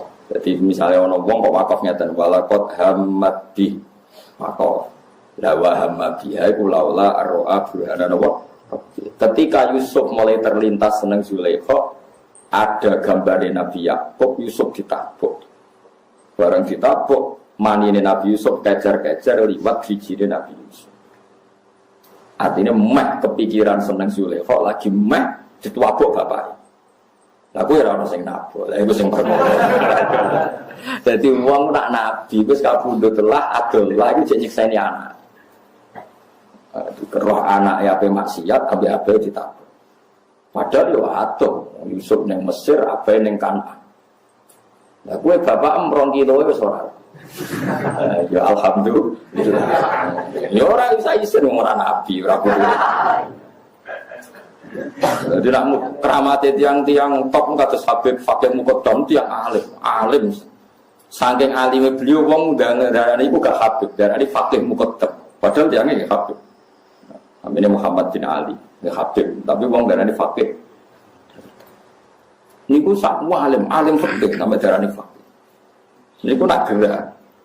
Jadi nak khole Nabi Hud teng Yaman ana khole Nabi Hud. Nak ruah. Ya khole Nabi Hud itu bulan Saban. Ya khole Nabi Hud itu bulan apa? Saban. Jadi Nabi Hud niku tiyang Yaman, riyen namanya Ad. Wa ila adina khawm napa? Berhubung Nabi Hud itu khole Saban. Terus wali-wali Indonesia itu rata-rata kaya Yaman. Akhirnya wali-wali Indonesia nak kirim donga iku Saban. Saban mergo dipadakno Nabi Hud basa Jawane Ruah. Ruah mergo sayyid-sayyid sing alim darani roh iku arwah. Arwah kena ilat Jawa. Ruah. Lah nang ruah digo kirim. Dungo. Iku jenenge Bapak Quraisy gaduhan. Tapi wong alim yo tetep tok dalan kula niku yo ngaji bangun, ngaji bapak. Terus saniki sering ngrungokno Pak Quraisy, ngrungokno wong alim-alim sak donya kados Habib-habib sak donya, wong alim-alim sak donya. Kula gadah dokumennya. Ya macam-macam, ono tafsir Isari, tafsir Lafat, macam-macam. Ah, kalau saya iso tafsir klenik. Dukun ayat Quran kok diwalik-walik sudah dijimat itu ora iso, nganti saya kira iso. Piye? Ayat ra diwalik wae ra mandi kok malah diwalik-walik. Wong dukun ora kajen wis Quran mesti diwalik. Dadi ora diwalik wae kadang ra mandi kok malah diwalik. Sebetulnya ra kena diwaca. Jadi nak dikoco ora mandi, kudune ora kena tidur. Wah, curangan itu. Mana seneng kalau nang TV di Mas Kanjeng kagian jimat, ya gambaran jimat ya semuanya itu mesti curang gitu. Paham ya? Jadi di antara solusi maknane Quran itu, wah, mana riyen tiang-tiang Jai Ibnu Abbas ada 6 ayat di Quran. Siapa yang bisa wakaf benar dakhalal jannah. Bukan di antara ayat wah. Fala yahzunka qauluhum waqaf. Inna na'lamu ma yusir. Tapi ya tidak harus. Piye-piye ora kabeh wong ngalim. Mangane terus wonten kaidah walaysa fil Qur'ani min waqfin wajib wala haramin ghairu malahu. Nah kowe wajibno repot ora ngger wong ngalim. Lah hafid-hafid tak repot tiap semana. Ya tapi kowe kudu ngerti. Nggih kudu napa? Baru kayak ngerti Quran bisa diurai. Nggih Quran bisa napa? Diurai. Iku mau walakot hamad. Kita tahu Zulaikha benar-benar ingin berselingkuh dengan Nabi Yusuf. Yusuf waham biha iku laula arro'a burhana rabbi. Yusuf yang meh kepengin umpama ora ditabok bapak. Berhubung ditabok berarti rasido kepengin. Kan gak mungkin konteksnya beda kemudian kamu atafkan walakot hamad bihi wa hamad biha kan kacau. Tapi kira usah sok alim, sok bener dhewe nek ana wong ngono salah. Wong kula iku kiai Quran, ana santri stor. Terus ya tak bareng. Ora kok terus tak elingno. Sebenarnya ngene, Jong. Lho ndak semua orang ditedir ngalim. Wong ora usah sok-sokan. Wong aku sing alim ra sok, kowe sing alim kok sok. Aneh-aneh wae. Wong aku sing alim ra sok, kowe sing alim dadakan sok. Wis biasa wae. Lan aja geman tentang maulid teman-teman. Wong Abu Lahab sing ngono wae. Untuk barokah Kanjeng Nabi Muhammad sallallahu alaihi wasallam. Ya biasa wae nek ora cocok ya oleh jenenge wong macam-macam. Kalau ana wong ra cocok, wong kok niru Abu Lahab. Ya oleh wae sak niku-niku. Ya mesti tentang maulid tapi setuju Valentine, setuju hari macam-macam lah. Tanggalnya Nabi dititani ra oleh, tanggalnya wong barat dititani aneh-aneh. Biasa Pak. Sayyidina Umar, era Sayyidina Utsman, Ali, itu juga ngalami orang-orang yang ekstrim. Misalnya begini, saya contohkan korban-korban ekstrim yang real. Sayyidina Ali itu masyhur, dia punya musuh besar namanya Muawiyah. Karena permusuhan ini tidak bisa dihindari. Jadi kalau dalam fikih Islam, ini anak-anak saya ajari fikih. Kalau orang mukmin membunuh orang mukmin itu hukumnya dosa besar apa kecil? Besar. Itu di bab kisos. Tapi orang fikih itu unik. Di fikih itu ada kitabus siyal namanya. Di takrib ada kitabus siyal. Dan di situ ada penjelasan mangkutila duna mali fahuwa syahid. Orang yang dibunuh karena membela hartanya atau keluarganya, itu dia mati syahid. Kalau dia posisi membunuh, maka malingnya atau penjahatnya muhaddarun damu. Gak punya hak nuntut kisos karena dia anggap gak ada artinya darah. Nah sekarang begini, suatu saat ada garong ke rumah Anda, ingin membunuh Anda karena ingin mengambil harta Anda. Anda ingin ingat status mukminnya atau status garongnya. Terus kamu mau dibunuh diam aja. Saya tidak mau membunuh orang mukmin atau membunuh orang muslim. Nah, kesulitan yang dialami Sayyidina Ali seperti itu. Orang-orang Khawarij cara berpikir Ali ku geblek. Wong mukmin kok pengen mateni wong mukmin. Muawiyah ya geblek pisan. Wong mukmin kok pengen mateni orang. Padahal suasana sudah kacau. Ketika seorang penjahat mau membunuh yang punya rumah dan yang punya rumah ingin membunuh penjahat. Itu namanya mukmin bentrok sama orang mukmin. Apa orang benar sahibul hak ingin mempertahankan haknya? Tidak sampai saya tanya. Itu sahibul hak, yaitu yang punya rumah, ingin mempertahankan haknya. Meskipun dalam duel ini kadang terjadi pembunuhan. Nah di sini ini ya, ulama ahli sunnah menyebut masalah istihadiyah. Kelompoknya Sayyidina Ali mempertahankan nyawanya, meskipun dengan cara membunuh pasukan Muawiyah. Pasukan Muawiyah juga mempertahankan nyawanya, meskipun harus membunuh pasukan Ali. Zaman itu susahnya istihad. Tapi orang Khawarij cara berpikir enggak, ini biang keladi masalah itu Ali sama Muawiyah. mereka malah rapat, ya sudah dua-duanya bunuh saja. Ya masyhur tuh, akhirnya Sayyidina Ali dibunuh oleh orang Khawarij. Makanya ini penting ya, pentingnya ngaji seperti ini. Jadi kamu harus dilatih berpikir nubuwah. Ya dilatih berpikir apa? Nubuwah disebut al-ulama warasatul. Meskipun dengan cara yang ekstrim, tapi pikirannya saja, jangan perilakunya. Saya punya contoh sekian kasus, sekian tragedi. Misalnya begini. Saya itu dulu punya teman, dia soleh, bisa baca Fathul Mu'in. Dia itu janggal, bilang sama saya, Gus, tidak biasanya Rasulullah itu agak-agak nyindir orang fakir. Ini kok ada hadis kadal fakru ayakuna kufrun, bahwa kefakiran itu mendekati apa? Kekufuran. Dia itu aneh sekali. Biasanya tidak biasanya Rasulullah kritik seperti itu. Walhasil ini singkat cerita, anak ini ngalami satu trauma. Dia itu miskin. Gara-gara miskin gitu jadi buruhnya orang non muslim. Dan sering disuruh nganter majikannya itu ke tempat-tempat lokalisasi. Dia mulai mikir, ini gara-gara fakir saya harus nganter orang ke lokalisasi. Mulai ingat dia, Sodaqah Rasulullah, ini gara-gara fakir saya jadi pengantar orang ke lokalisasi. Suatu saat majikannya itu benar-benar bangkrut, malah tidak disuruh nganter. Pokoknya carikan yang cantik bawa sini, pusing. Nah, dia akhirnya walhasil lari terus keluar, terus dia cerita betapa ekstrimnya fakir, sehingga gara-gara fakir saya harus jadi penolong orang yang mau apa mak. Anda boleh berpikir ekstrim, tapi ekstrim dalam melawan kemungkaran itu tadi. Saya nggak boleh jadi fakir, tapi takutnya fakir yang nanti jadi alat kemak. Imam Ghazali juga punya contoh seperti itu. Imam Ghazali pernah marah besar ketika tren di Baghdad itu orang belajar fikih semua. Hatta la yakuna thamma tabibun illa min ahli dhimmah, kata beliau. Sampai di Baghdad itu tidak ada dokter kecuali orang kafir dhimmah. Akhirnya kalau ada ulama sakit, saya masih ingat pas kecil, kalau ada ulama sakit itu tidak boleh dibawa ke rumah sakit. Takutnya ketemu dokter muslim, non muslim malah disuntik langsung apa? Mati. Akhirnya ulama saat itu berfatwa, orang Islam harus ada yang jadi dokter. Banyaklah gus-gus yang sekolah ke dokter. Yang masyhur ya seperti Sahal bin Abdul Fattah. Itu dulu putranya Ki Fattah yang menolong Pak Mahfud saat sembunyi. Saking idolakannya Basal, anaknya dinamakan Sahal, tapi dia jadi dokter spesialis bedah. Begitu seterusnya urusan negara. Dulu itu orang jabat itu tidak boleh, karena jabat itu dekat dengan syubhat, dekat dengan haram. Tapi gara-gara pejabatnya non-muslim, kalau bikin aturan ya ala non-muslim. Ulama akhirnya sadar, andikan kita yang jabat pasti tidak seperti itu. Bisa bikin perda ini, bisa bikin pelaturan begini yang menguntungkan Islam.